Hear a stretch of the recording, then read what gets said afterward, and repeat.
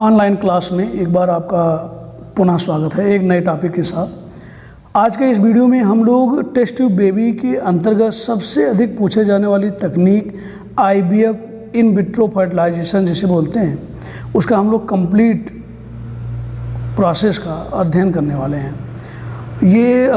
मैं इसमें आपको पूरा डिटेल में टेस्ट ट्यूब बेबी का जो IVF टेक्निक है, जो सबसे ज़्यादा प्रचलित है और सबसे अधिक आपसे बोर्ड में पूछी भी जाती है, वो आपको यहाँ पे मैं डिस्कस करूँगा।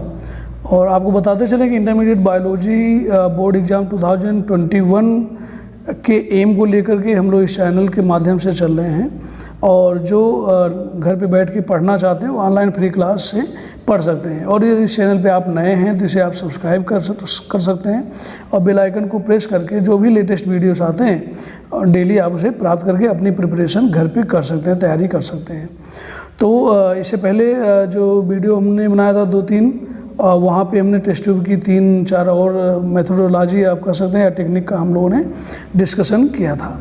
तो आज बिना डिले किए हुए चलते हैं, आगे बढ़ते हैं और इसको हम लोग डिटेल में देखते हैं।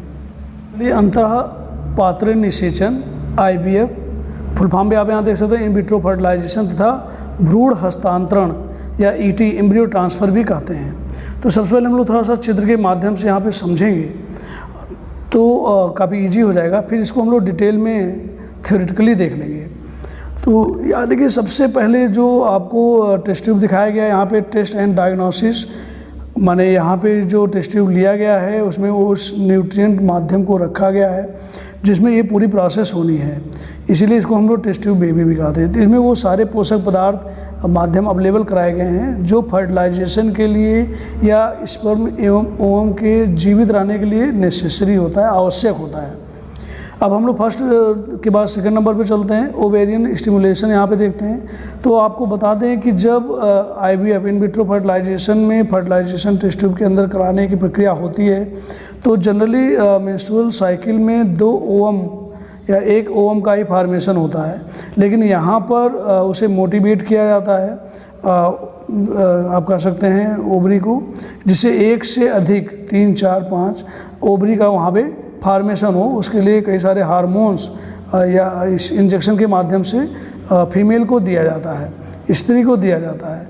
उससे क्या होता है कि जो नंबर ऑफ एग्स हैं वो मेंस्ट्रुअल साइकिल के दौरान उनका ज़्यादा फॉर्मेशन होगा और ज़्यादा ओरिजिनेट होंगे। क्यों ऐसा किया जाता है? क्योंकि जब टेस्ट ट्यूब के अंतर्गत मेल फीमेल रिप्रोडक्टिव ऑर्गन के माध्यम से जो तैयार होता है आपका मेल फीमेल गैमीट, स्पर्म या ओवम, तो वहाँ पे जब ओवम लिया जाता है तो अधिक मात्रा में लिया जाता है। मान लीजिए, क्योंकि आगे उनमें फर्टिलाइजेशन से पहले कई सारे ओवम के नष्ट होने की संभावना रहती है, जिसे कम से कम 1 ओवम फर्टिलाइज हो जाए, क्योंकि नंबर ऑफ स्पर्म तो बहुत सारे होते हैं तो आसानी से उन्हें इंजेक्ट किया जा सकता है। ये नंबर ऑफ ओवम माने अंडाणु बहुत ज़्यादा कम संख्या में होंगे और आगे टेस्ट के दौरान ये तो नष्ट हो जाएंगे तो प्रोसेस बेकार हो जाएगी। अब आप यहाँ चौथे नंबर पर देख सकते हैं जहाँ पे स्पर्म रिट्रीवर लिखा हुआ है। तो स्पर्म रिट्रीवर में क्या होता है, इस जो आपने ऊपर एक देखा है उसके अंदर अब स्पर्म को इंजेक्ट कराया जाता है। जब अंदर इंजेक्ट कराया जाता है तो आप देख सकते हैं आगे नंबर 5 जो आपको स्फेरिकल स्ट्रक्चर दिख रहा है, यहाँ पे फर्टिलाइजेशन की प्रक्रिया होती है। तो पहले के वीडियो में आप जा कर के वहाँ पे फर्टिलाइजेशन कैसे होता है पूरा वहाँ पे हमने टेक्निक बताया था कि जैसे ही ओवम के वाल से पहला स्पर्म टच होता है तो इस ओवम माने अंडाणु की जो भित्ति होती है वो फट जाती है और थोड़ा सा वहाँ ब्रश कर जाती है और स्पर्म का जो न्यूक्लियस अंदर इंसर्ट कर जाता है। उसके बाद पहले जैसी ओवम की जो वाल है वो इंटैक्ट हो जाती है, टाइट हो जाती है और कोई भी स्पर्म अंदर फिर इंसर्ट नहीं कर पाता, वो बाहर ही वो नष्ट हो जाते हैं और उसके भोज्य पदार्थ का कार्य करते हैं। तो इस तरह देखिए आप यहाँ पे नंबर 5 पे फर्टिलाइजेशन हो गया है और नंबर 6 पे आप देखिए फिर इनमें क्लीवेज शुरू हो गया है।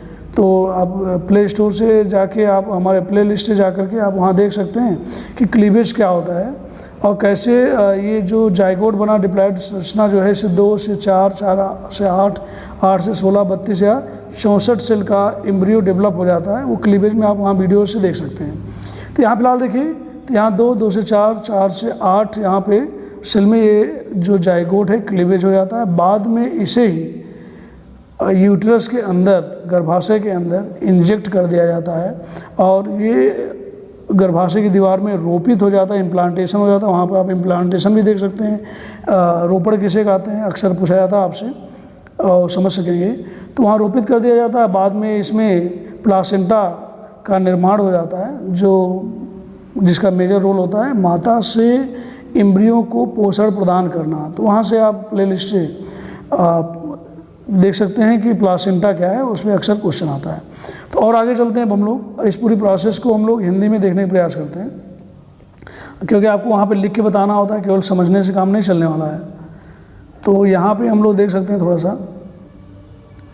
इस प्रश्नलिस्ट इस तकनीक को निम्नलिखित प्रमुख चरणों में बांटा जा सकता है। नंबर 1 में हम लोग देखते हैं, प्रत्येक मासिक चक्र में स्त्री के प्रत्येक अंडाशय में सामान्यतः एक ही अंडाशय पुटिका का विकास होता है, जिसमें कि एक अंडाणु बनता है। और प्रश्नलिस्ट शिशु तकनीक को एक साथ कई अंडाणुओं से प्रारंभ किया जाता है, क्योंकि इस तकनीक की प्रक्रिया के अगले चरणों में अंडाणुओं के खराब होकर नष्ट होने की अत्यधिक संभावना होती है। देखिए मैंने पहले आपको बताया, इसलिए इस तकनीक के प्रथम चरण में रसायनों, विशेषतः हार्मोनों की सहायता से स्त्री के अंडाशयों में एक साथ कई अंडाशयी पुटिकाओं को विकसित करने के लिए प्रेरित किया जाता है। इसमें क्लोमिफेन सिट्रेट, यहाँ देख सकते हैं हम लोग, इसमें क्लोमिफेन सिट्रेट जो इस्तेमाल किया जाता है उसका भी हमने नाम लिख दिया है, सीसी बोलते हैं। और एफएसएच मानव रजोनिवृत्त गोनेडोट्रोपिन हार्मोन इसको बोलते हैं आप। तो एफएसएच फॉलिकल स्टिमुलेटिंग हार्मोन का यूज हो जाता है। और HMG ह्यूमन मेनोपाजल गोनेडोट्रोपिन का भी इस्तेमाल करके नंबर ऑफ जो पुटिकाएँ होती हैं उनको बढ़ाया जा सकता है। मानव कोरोना गोनेडोट्रोपिन HCG आदि का बहुत ही नियंत्रित उपयोग किया जाता है। तो ये प्रथम स्टेप में आपने देख लिया कि जो पुटिकाएँ होती हैं, एक पुटिका एक ही ओम का फॉर्मेशन करती है।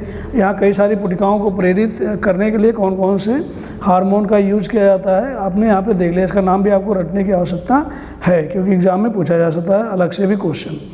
आगे देखते हैं, दूसरे चरण में अंडाशय की पूर्ण रूपेण विकसित माने परिपक्व अंडाशय पुटिकाओं से अंडाणुओं को बाहर निकालकर कांच की कटोरी पेट्री डिश में पोषक तरल में रखा जाता है।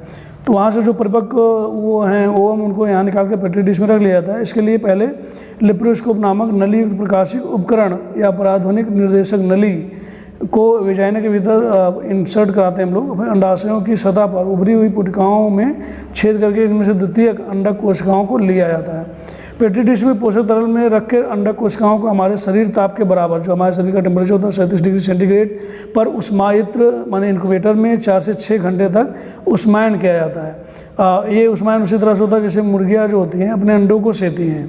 तो आप देख सकते हैं उसके बाद 4 से 6 घंटे बाद द्वितीय अंडक कोशिकाएँ परिपक्व ओवम में बदल जाती हैं। तीसरे स्टेप में आ जाते हैं। तो दूसरे स्टेप में हो गया, अंडाणुओं के उष्मायन के पश्चात होने के 2 घंटे पहले पुरुष को अपना सीमेन देने को कहा जाता है, क्योंकि उसमें स्पर्म अवेलेबल होता है।